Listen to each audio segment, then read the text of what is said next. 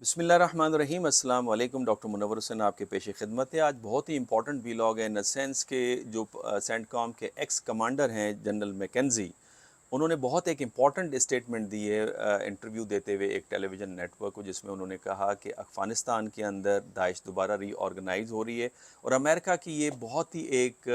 संगीन गलती थी जो इनखला उन्होंने किया अफ़गानिस्तान से, जिससे अफ़गानिस्तान के अंदर जो दाइश है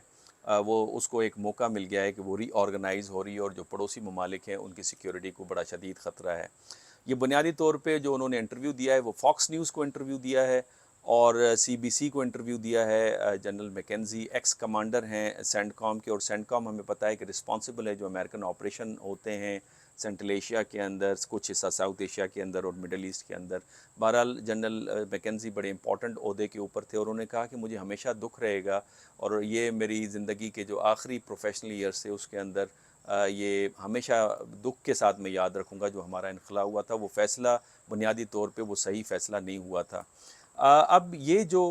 उन्होंने बयान दिया है, इसके बाद ये बयान बुनियादी तौर पे जो मौजूदा सेंटकॉम के कमांडर है जनरल एरिक, उनके रिएक्शन में ये उन्होंने ये बात कही है। और उन्होंने क्या बयान दिया है, जनरल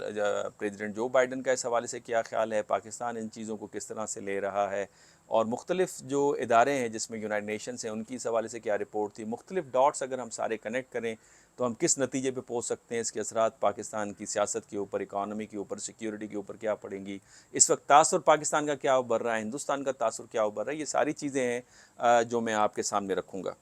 जनरल साहब ने जो बयान दिया है ये बुनियादी तौर पे जिस तरह मैंने कहा फॉक्स न्यूज़ और सीबीसी को दिया, और उनसे ये पूछा गया था कि कुछ दिन पहले जनरल एरिक जो मौजूदा सेंटकॉम के कमांडर हैं उन्होंने कहा कि ख़दशा मौजूद है कि जो दाइश जो रीऑर्गेनाइज हुई अफ़गानिस्तान में, उस दाइश 6 महीने के अंदर अमेरिका की निकल कर ज़मीन पर या कोई इम्पोर्टेंट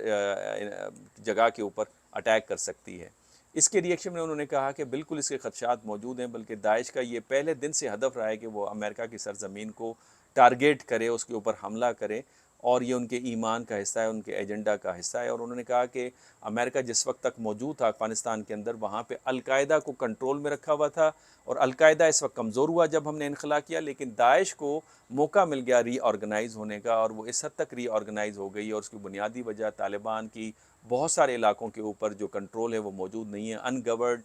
जो एरियाज़ हैं वो स्पेसेस मौजूद हैं जहाँ पे वो रीऑर्गेनाइज़ हो रहे हैं, अपनी टीम है उसको रिक्रूट कर रहे हैं। और इस हवाले से मैंने पहले भी कहा था, नौरोज़ का इलाका हो, पक्तिया का इलाका हो, वहाँ पे ये रीऑर्गेनाइज़ हो रहे हैं। और नौरोज़ तो वैसे भी अटैच है चित्राल के साथ, और फिर हमने देखा चित्राल के ऊपर दहशतगर्दी का हमला हुआ। बहरहाल जनरल मैकेंजी का ये भी कहना था कि अफ़गानिस्तान से जो इनकला था अमेरिका का और अलाइड फोर्सेस का, उसके नतीजे में जो अमेरिका के जो अहदाफ हैं फ़ॉरेन पॉलिसी के दहशतगर्दी के ख़िलाफ़, उनके हुसूल में काफ़ी मुश्किल पैदा हो चुकी है। इस हवाले से उनका ये भी कहना था कि तारीख़ साबित करेगी जो इनखला का फ़ैसला था वो इंतहाई संगीन गलती थी और इसको संगीन गलती के तौर पे लिया जाएगा। प्रेसिडेंट बाइडन का इस हवाले से जो पैगाम है 9/11 की एनिवर्सरी के हवाले से, वो भी बड़ा इंपॉर्टेंट है। प्रेसिडेंट बाइडन कहते हैं कि बैनुल अक़वामी कम्युनिटी को इत्तेहाद करना होगा, यूनिटी पैदा करनी होगी, मुत्तहद होना होगा उभरती हुई नफ़रतों के ख़िलाफ़, शिद्दत पसंदी के ख़िलाफ़, पॉलिटिकल वायलेंस के ख़िलाफ़। लेकिन जब वो ये बयान देते हैं तो ये सारी चीज़ें ख़ुद हिंदुस्तान के अंदर भी मौजूद हैं। हिंदुस्तान के अंदर वो तशरीफ़ भी ले गए G20 के प्रेसिडेंशियल समिट्स के अंदर, लेकिन वहाँ पे भी उन्होंने ग़ालिबन ये बात नहीं की होगी। तो ये बहुत बड़ा सवालिया निशान उठता है और उनकी फ़ॉरेन पॉलिसी के अंदर कंट्रडिक्शंस भी नज़र आती है। लेकिन 9/11 के हवाले से ये सारे बयानात सामने आ रहे हैं। 9/11 के बारे में आप जानते हैं कि 2001 में दहशतगर्दी का हमला हुआ, और बदकिस्मत हमला था। न्यूयॉर्क के दो जो ट्रेड टावर्स थे, ट्विन टावर्स जिन्हें कहा जाता था, जो अमेरिका की खुशहाली और पावर के बहुत बड़े सिंबल से, उनके ऊपर अटैक हुआ और पेंटागन के ऊपर हुआ। मेरा उस जगह पे जाना भी हुआ है, ग्राउंड ज़ीरो के ऊपर। इंतहाई अफसोसनाक था, जिसके अंदर तकरीबन 3000 अमवात हुई और 6000 से ज़्यादा लोग ज़ख्मी हुए। और उसके बाद यूनाइटेड नेशंस की रेजोल्यूशन के मुताबिक अमेरिका ने जो दहशतगर्द थे अलकायदा, उसके ख़िलाफ़ ऑपरेशन शुरू किया अलाइड फोर्सेस के साथ मिलकर, जिसमें पाकिस्तान ने भी साथ दिया और अफ़गानिस्तान के ऊपर अटैक हुआ। अब अगर आप इसको लिंक अप करें, चंद दिन पहले ही आपको याद होगा, बल्कि पिछले माह में यूनाइटेड नेशंस की सिक्योरिटी काउंसिल ने डिबेट की और ये साबित किया कि जो दहशतगर्द तंजीमें हैं जिसमें TTP है, लश्कर अहरार है और दाइश वगैरह हैं, इनके لنکس موجود ہیں طالبان کے ساتھ، اور ان کو نیٹو کیلیبر کے جو ہتھیار ہیں وہ ان کو مل رہے ہیں، ان کی ترسیل جاری ہے، جس سے جو پڑوسی ممالک ہیں ان کی سیکیورٹی کو بڑا سیریس خطرہ ہے۔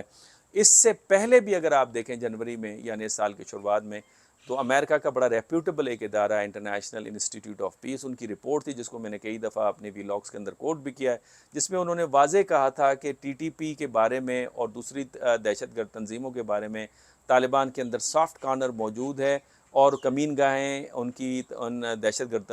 تنظیموں کی افغانستان کے اندر موجود ہیں، اور انہوں نے پریڈکٹ کی تھی کہ پاکستان کے اوپر یا پاکستان کے اندر مزید جو حملے ہیں دہشت گردی کے، اس کے اندر تیزی نظر آئے گی، اور پھر ہم نے دیکھا کہ وہ تیزی نظر آئی، وہ ذوب کے اندر حملہ ہو یا وزیرستان کے اندر ہو یا پولیس لائن کے اوپر حملہ ہو یا فوجی جوانوں کے اوپر حملہ ہوتے ہوئے نظر آیا یا پارا چنار میں نظر آیا، اور پھر ابھی ریسنٹلی چترال کے اوپر نظر آیا۔ تو بنیادی طور کے اوپر جو پریڈکشن کی تھی انسٹیٹیوٹ آف پیس نے وہ پھر صحیح ثابت ہوئی۔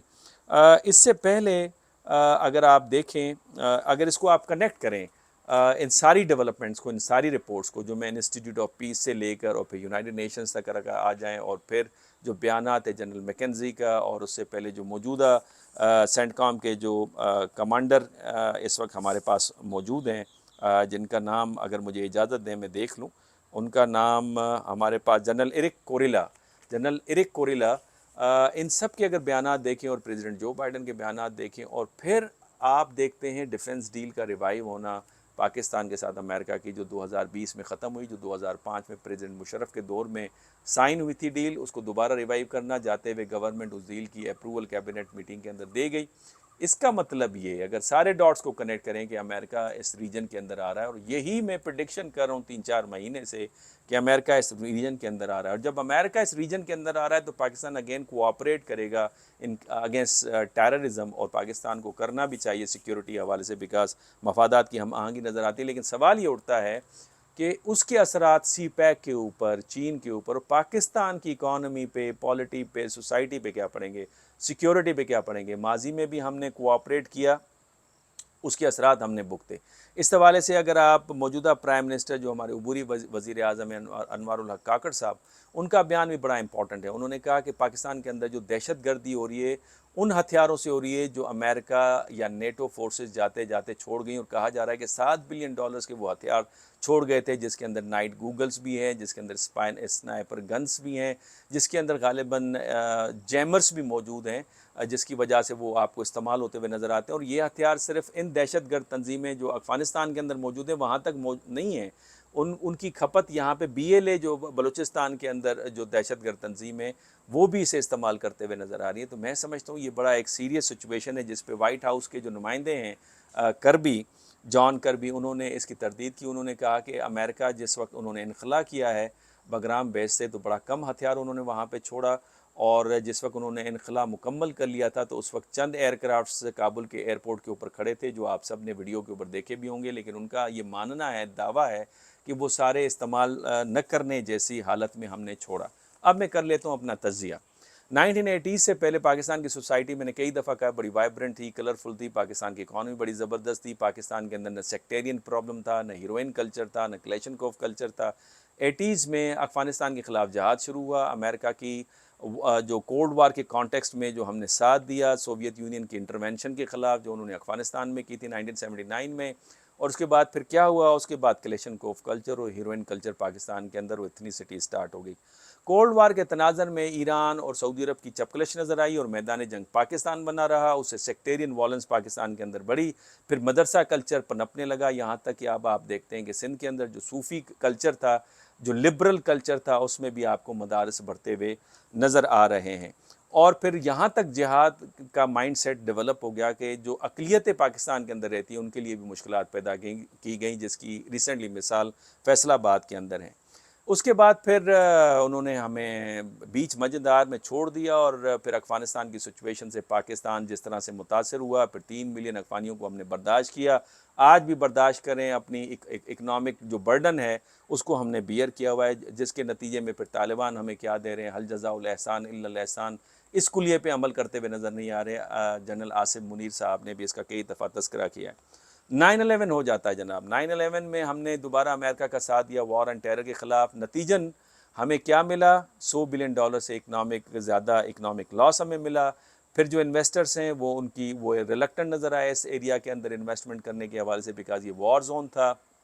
جو ٹریڈ کی شپمنٹ تھی انہوں نے اپنے کرائے بڑھا دیے انشورنس کی مد میں کہ یہ وار زون ایریا ہے، اس میں ہم جاتے ہوئے اگر آپ ہم سے چیزیں منگوانا چاہتے ہیں تو ہم زیادہ کرایہ لیں گے. پھر اس کے بعد ہمیں ٹیررزم کی ویو نظر آئی، پھر ہمیں آپریشنز کرنے پڑے ضرب عضب جیسے، اور پھر رد الفساد جیسے. پھر ٹیررزم کی ایک نئی ویو آپ کو نظر آ رہی ہے، چاہے وہ بلوچستان کے اندر ہو، KPK کے اندر ہو، پنجاب کے اندر ہو. اور افغانستان میں طالبان کی جیسے ہی حکومت ختم ہوئی اور امریکنس اور الائڈ فورسز وہاں پہ آئے اور سو کارڈ افغانیوں کی وہاں پہ حکومت قائم ہوئی، حامد کرزئی کی ہو یا بعد میں دوسرے بھی لوگ آئے، وہاں پہ انڈین انفلوئنس بڑھتے ہوئے آپ کو نظر آیا، اور انڈیا نے پاکستان کے خلاف پراکسی وارز سٹارٹ کر لی، اور انڈیا کے جو کونسلیٹس تھے وہاں پہ وہ پاکستان کے خلاف استعمال ہوتے ہوئے نظر آئے. جس کی ایک مثال کلبشن یادیو تھا، جس کا نیٹ ورک پاکستان میں پکڑا گیا، جس کی اب انڈیا پوچھ کوچھ نہیں کرتا یا اسے ماننے یعنی ان سے ملنے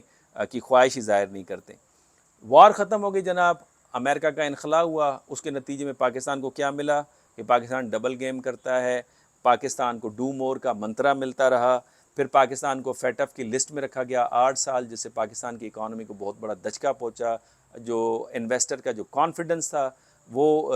جو ہے وہ ایروڈ ہوا، اور یہ وہ اصل نقطہ ہے جہاں سے پاکستان کی اکانومی کا ڈیکلائن شروع ہوتا ہے. پاکستان کی اکانومی کا ڈیکلائن صرف ہماری غلط پالیسیز کی وجہ سے نہیں ہے، صرف پولیٹیکل انسٹیبلٹی کی وجہ سے نہیں ہے، لیکن وہ FATF میں جو 8 سال پاکستان کا گرے ایریا کے اندر رہنا تھا، اس نے پاکستان کی اکانومی کو بہت بڑا چوٹ پہنچائی گئی، اور یہ بڑی سسٹمیٹیکلی بڑی پلاننگ کے ساتھ پاکستان کو گرے ایریا کے اندر رکھا گیا، اور پھر سرمایہ کار کا اعتبار اٹھ گیا. اب اس نتیجے میں یہ جو بھی میں نے آپ کو چیزیں بتائیں، اب تاثر کیا ابھرتا ہے؟ اب اگر آپ بھارت کا تاثر دیکھیں تو جناب ابھرتی ہوئی اکانومی ہے، گلوبل ساؤتھ کی لیڈرشپ جو ہے اس کو سنبھالنے کے لیے تیار ہیں، دنیا کی سفارتکاری کا مرکز ہیں، دنیا کی بہت بڑی مارکیٹ ہیں، شیئرڈ ویلیوز ہیں، پریکٹسڈ سکسیسفل ڈیموکریسی ہے.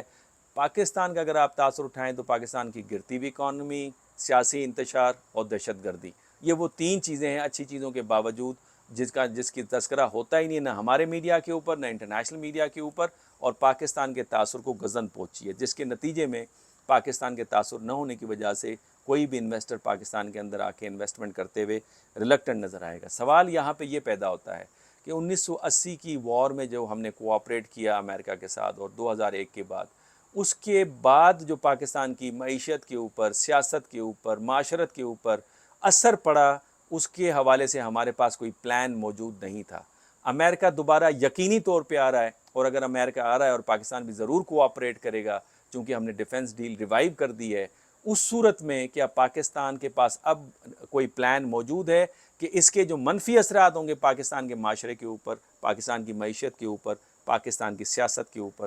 اس سے ہم کس طرح سے نپٹیں گے؟ اجازت دیجیے، اللہ حافظ.